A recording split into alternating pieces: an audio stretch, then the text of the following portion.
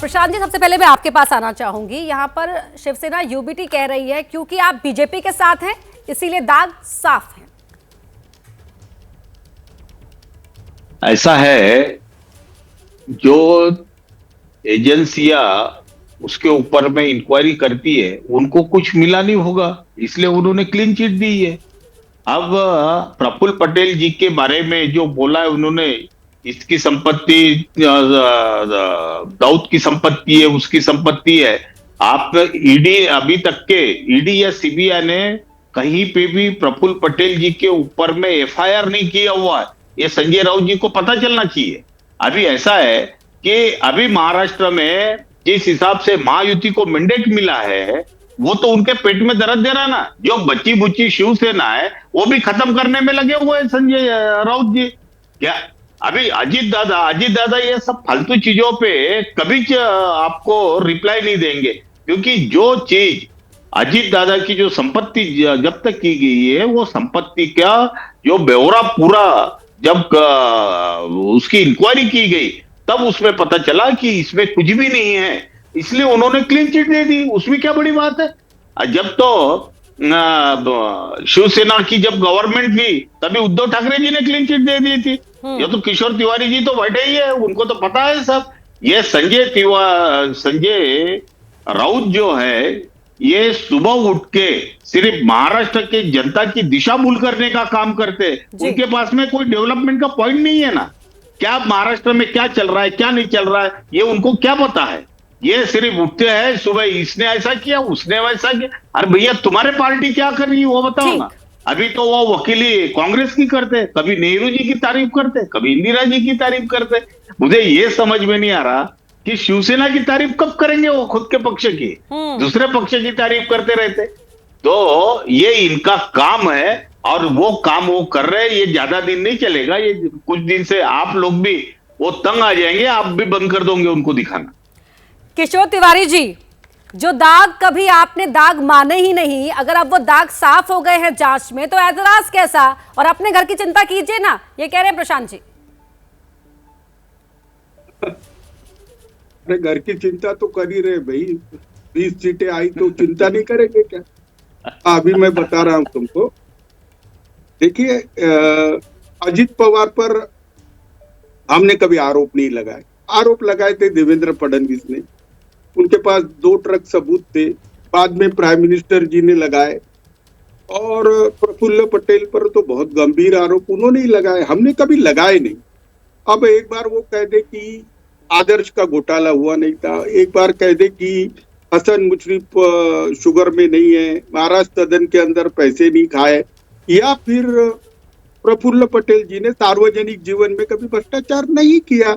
और बात आती है अजीत पवार के, जो पाक साफ हो गए अभी, तो अजीत पवार ने मुझे व्यक्तिगत कई बार कहा।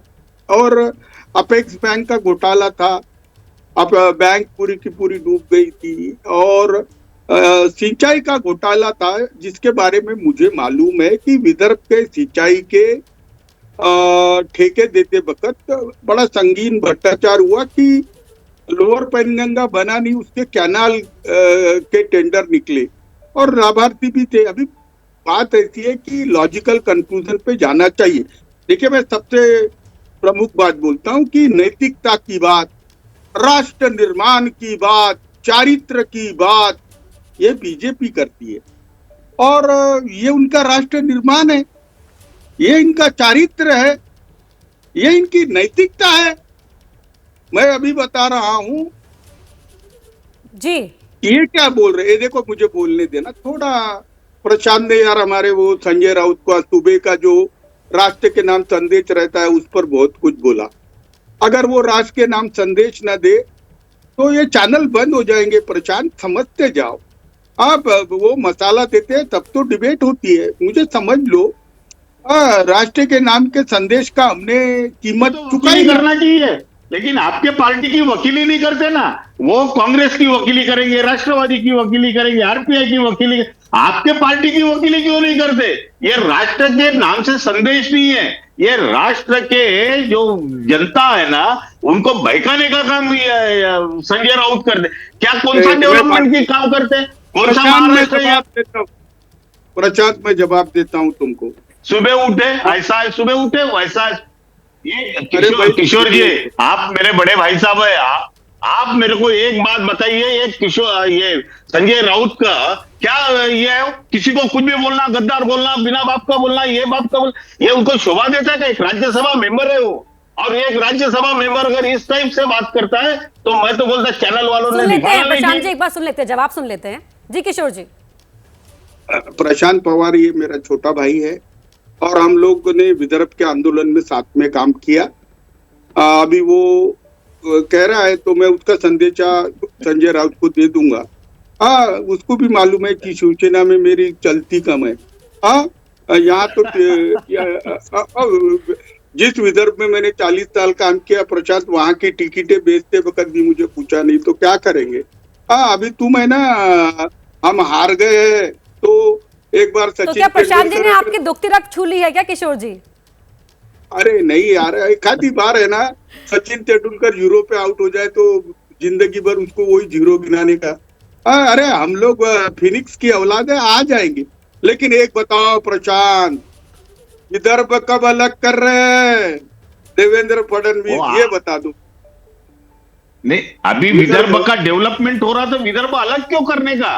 ये आप एक शिवसेना तैयार है क्या विदर्भ अलग करने को? सबसे पहले तो शिवसेना ने ही विरोध किया था ना, उस वक्त तो शरद पवार साहब भी तो तैयार हो गए थे विदर्भ के लिए, तब क्यों शिवसेना ने विरोध किया? आज भी शिवसेना विदर्भ को विरोध करती है। लेकिन जब से देवेंद्र जी बोलो या अजीत दादा बोलो, ये इन लोगों ने विदर्भ में डेवलपमेंट का काम शुरू किया है। और आपको मैं बताता हूँ, जो सुरजागढ़ में वगैरह जो डेवलपमेंट हो रहा है ना, वो सही में बहुत अच्छा डेवलपमेंट हो रहा है। एक अगर बड़ा स्टील इंडस्ट्री वहां आ जाए, बाजू में पावर प्लांट है, बाजू में किशोर जी, आप तो किसान नेता हो, अपने यहाँ कैनाल और अपने यहाँ नदी का जितना ही है, आप जो जैसा बोल रहे हैं ना कि अभी हम आएंगे, अभी कहां से आएंगे? आपके 20 लोग हैं, 20 में से 10-12 तो ऑलरेडी जा रहे बोलते दूसरी जगह पे। उन्होंने, मेरे एक बहुत अच्छे दोस्त ने बोला, मैं आपको बताता, जब मैं मुंबई में पढ़ता था तब मैं शिवसेना में था। उस वक्त की शिवसेना और आज की शिवसेना, ये सिर्फ मीडिया के सामने बैठ के रोज सुबह में कुछ तो भी बात करना और अपने देश के लोगों को गुमराह करना, ये काम सिर्फ ये कर रहे हैं। बाकी कौन सा शिवसैनिक कर रहा है काम? शिवसैनिक ये रास्ते पे उतर के जनता की सेवा करने का काम वो करता है। ठीक है, शॉर्ट में जवाब किशोर जी से। जी किशोर जी। नहीं देखिए, मैं संजय राउत के बारे में ज्यादा सुनने का आदी नहीं हूँ। वो हमारे बहुत कद्दावर नेता है। संजय राउत नहीं होते तो पूरी मीडिया में दिन भर। ठीक है, तो आप कह रहे हैं संजय राउत जो हैं वो चर्चाओं को बनाए रखते हैं। बहुत धन्यवाद किशोर जी आपका, प्रशांत जी आपका भी इस पूरी बातचीत के लिए। और यहाँ पर हमले हो रहे हैं वॉशिंग मशीन में दाग धुल गए को लेकर, लेकिन वो कह रहे हैं कि दाग जब आपने पहले माने ही तो दाग अब साफ भी हो गए, तो ऐतराज कैसे?